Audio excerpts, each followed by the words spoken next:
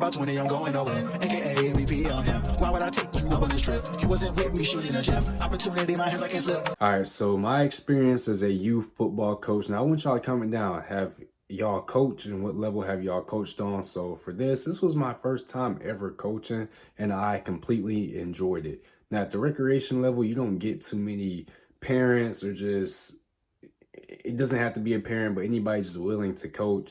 Now, I work for the rec department, so me coaching wasn't a problem. I actually enjoyed it and it was pretty fun. Now, I coach flag football, ages 4, 5, and 6 year olds, you know, completely young. It takes a lot of patience because they're just kids at the end of the day. When they come to practice, they don't know anything. They just want to have fun. And that's what it's all about. Recreation is really just having fun, but you still have to have structure to your stuff as a coach.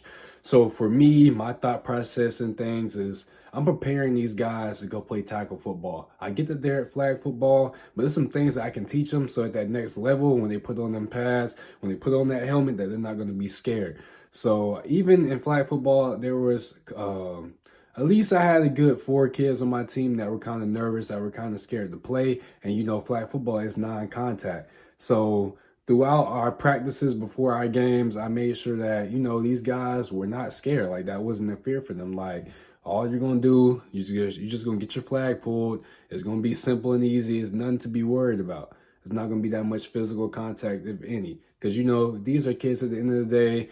The tackles are going to happen, pushing, the hands-on contact and all that is going to happen. Now, in this flag football league, I did not expect that as much, but they were allowed to block with their hands. That was the only thing. Now, when it comes to tackling, that was a penalty, but they were allowed to block with their hands. That's something that I never seen in flag football because even in college, when you play flag football in the murals, any hand-on contact, that's a flag. Like you can't use no hand-on contact. But with it being my first time coaching, I would say that I did extremely well because I noticed throughout the season that, you know, you have to communicate with your set of parents. You have to let them know what's going on.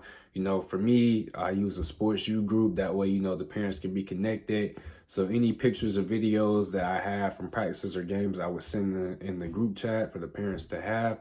And also, I let them know what's going on in practice. So if we're going to do a scrimmage in practice, I'll let them know that way they can go and watch. So you have to keep your parents involved.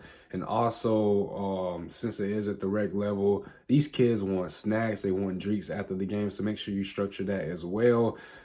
Have a list of which parents are going to do what. One parent can bring a snack, one parent can bring the drinks for the game, and then they can just flip-flop and just keep that going throughout the season. Also, you make sure that you have your practices structured, and this is at any level. So going from day one, moving all the way up till it's about time for the games, make sure that whatever you're working on in day one, that you can progress to the last day of practice before games. For me, it was majority of seeing who could do what the first week. So just more skill, group set, just having everybody do everything. Who can snap the ball, who can throw the ball, who can catch the ball. So just a lot of seeing what kids can do for you can figure out what position that you're going to throw them in. Flag football at that certain age level, it's just good to keep kids, I wouldn't say no more than 2 positions because it's a lot for them. And my biggest thing is when I came into this season, now I didn't know that I was going to be able to do this, but it was like to let every kid run. Like that's important no matter what. You have to have every kid be involved, especially in practice, because their parents are coming to see their kids. They just don't want to see them stand on the line the whole time. And then games, for me, when we're down by a lot, or if we had a blowout game, for instance, we had a 39-0 blowout game. Every kid that showed up ran the ball. We had 11 on our team. One kid refused to play. He was just nervous, and that's something that we worked on towards the mid part of the season. That hey, there's no need to be nervous. Come in and play. Now, one kid didn't show up. I wasn't able to get him a run the whole season. Tried it, but you know that's why it's important to just be at the games. That's why it's important. You miss your opportunity. So. But in that game, 7 of the 9 players scored points. So that was my whole goal, was just throwing everybody in the fire, letting kids who haven't ran or don't run a lot in the season have this opportunity. So that's things as coaches that you have to keep in consideration as well. Now, some coaches can get carried away, but at this level, they're just having fun. So you have to let them have fun. That's the sole purpose. Build your practices around having fun. I had, at least a warm-up game like Sharks and Minnows that, they can let out all the energy and that they can have fun before we get to the real deal. And the thing that comes with coaching is just making a great impact. For me, that was my whole goal. I really didn't care about the wins or losses. Didn't care about it. My goal was to impact these kids. Can I leave a positive impact on these kids? Because for me growing up, I still remember all the rec coaches that I had a positive influence on me. Then I remember some that kind of just had a negative influence and just wasn't a good coach at all. So I just wanted to be that guy that would have a positive influence on these kids, and that when they grow up, they can remember me and they can be like, you know what, that rec coach, he was great. Like, he helped set us up. Even at their age, he helped set us up for the next level, and that was my whole goal. So when you come in and being coach, it's like a job. You have to be professional. Be there on time, be there before the kids. Like, for me, I'm there 30 minutes before practice time just because, like, nobody's going to beat me there. Be professional. You should not be cussing. Like, no cuss words should fly out your mouth. This is 6U football, okay? And also, you still got to remember that they are kids, so watch what you say around them because they're going to pick up what you say and they will go be saying what you say. So watch that. For me personally, I didn't say nothing negative around these kids. It was always positive. And another thing is, you don't want to see no kids being bullied. So if somebody is on your team is laughing at another kid because they didn't do something right, correct that. Like, no, sir, that will not be happening. So by structure, I mean, whether it's push-ups, whether it's running, have some type of structure. Also, to piggyback off of that, I know it might look different at different places, but for my team, I had a pretty well-balanced team of speed, of IQ, of everything. Like, I was shocked at these 6-year-olds, these 5-year-olds and their ability and what they could do. And towards the back end of that season, I had probably 4 plays that were put in place, and I was letting the quarterback call his plays based on what the defense, on what he reads from the defense, and he was able to execute those plays. And to me, the most important on the field aspect as a coach is to correct the kids' mistakes. Just don't let them go making mistakes, not the correct form, doing things the wrong way, running the wrong routes. Like, don't let them do that.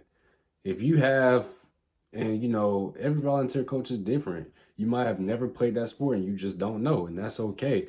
But with me, I had practice plans. I watch videos if I know anything. That way that I'm not giving them misinformation. I think that's the worst thing that you can do as a coach is give a kid misinformation, especially at a young age, because our job is to help them get to that next level. And the only way that they're going to do good in that next level is by giving them the right information. So if my quarterback wasn't throwing the ball correctly, I showed him how to throw the ball. If my running back wasn't receiving the ball correctly, I showed him how to receive the ball. It's just things of that nature. If they ran the wrong route, I showed them how to run the right route. So sometimes it takes kids to be able to see it, for them to be able to do it. So it's going to be a lot of repeating what you just said, and that comes with it. It's going to be a lot of having to walk through it because they've never seen it. This might be their first time playing, so that's just things to keep in mind. And just remember, however you treat these kids as a coach, they will remember that in the future. That's just something to throw out there. Me personally, when kids are playing a sport, I don't think age really considers with this, that at the end of the season, you should have something for your kids. So for me, I just brought them trophies. I mean, it only cost me $55 for 11 players. At the end of the day, I'll take that because I believe that every kid should have something to show that they played this game. My first time coaching, I'm not going to say it went 100% smooth. There were some bumps in the road with a couple parents, but everything got figured out. And that's what you get yourself going into, because this is not a paid position. You're going to be a volunteer coach, especially at the recreation level. It's volunteer, so you're not paid for your time. Now, that's the best thing about it. That's how you know it's real. You're just completely giving up your time for these kids, and I think that's amazing. Me personally, I enjoyed it. I enjoyed going out there. I was structured when it came to mine, so I had drills that we're going to work on in practice, offensive and defensive sets that we could work on. So I came structured and I came prepared. Cones already set up, 2 different drills going. So when they come out, because you only get an hour with these kids, or no more than an hour and 30, depending on the age group. So, I wanted everything to be on time, to end on time. And that's another thing as a coach. The time that you start to the time that you're in, say if you go from 6 o'clock to 7 o'clock, end at 7 o'clock. Don't go over 7 o'clock, because that's the time that you gave to the parents. If you're going to go overtime, communicate that with your parents so they can know. That's important. It's just communication as a whole, as a coach, is important. You have to let your parents know what's going on. You have to let them know what time to be there for the games, what time to be there for practices. You have to keep them involved. I know I bounced around a lot in this video, so let me know if you have any other questions, if you're going to be a youth coach, some things that I can answer. But the biggest takeaways for me in my coaching experience, and it was only like 2.5 months, is communication, preparation, and thinking on the fly.